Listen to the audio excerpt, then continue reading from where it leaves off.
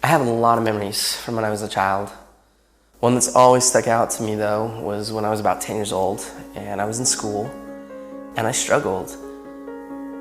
And I didn't struggle with English, math, or science.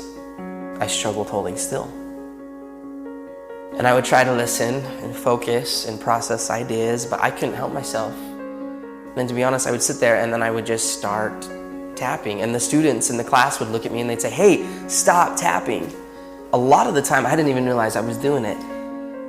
And then eventually even the teachers got after me and they would yell at me and they'd say, "Clint, you have to stop tapping." It got so bad that I got sent to the principal's office for tapping.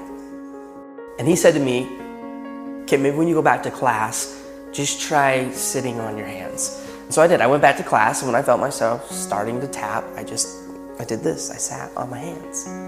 And that worked for about 5 seconds. One time I was tapping in class, and my teacher, Mr. Jensen, he looked at me and he yelled. And he said, "Clint, stay after class." And I thought to myself, this is it. I am done. Now, I've always been the type of person that believes that a single moment in time can change a person's life. And this was one of those moments for me. And I will never forget it. And so I was sitting there with Mr. Jensen and an empty classroom. And he walked past me and he sat next to his desk and he said, "Clint, come here. I want to talk to you." And as he looked me right in the eye, he said, "Now, I need you to know something. You're not in trouble. But I do have just one question that I have to ask you." And he asked, he said, "Have you ever thought about playing the drums?" And in that moment, Mr. Jensen, he leaned back and he opened the top drawer of his desk. And he reached in and he pulled out my very first pair of drumsticks. And he held them in his hands and he looked at me and he said, "Hey, Clint, you're not a problem.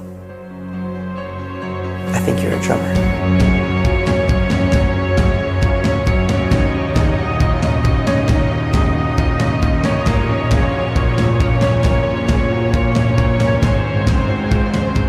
From that moment on, I've never put those sticks down. I've toured, recorded, and played drums all over the world. My whole college education was paid for with drumsticks in my hand. Just because of a single moment in time when somebody believed in me and he saw something in me that I didn't even see within myself. And from that moment, I learned that there's a difference between being the best in the world and being the best for the world.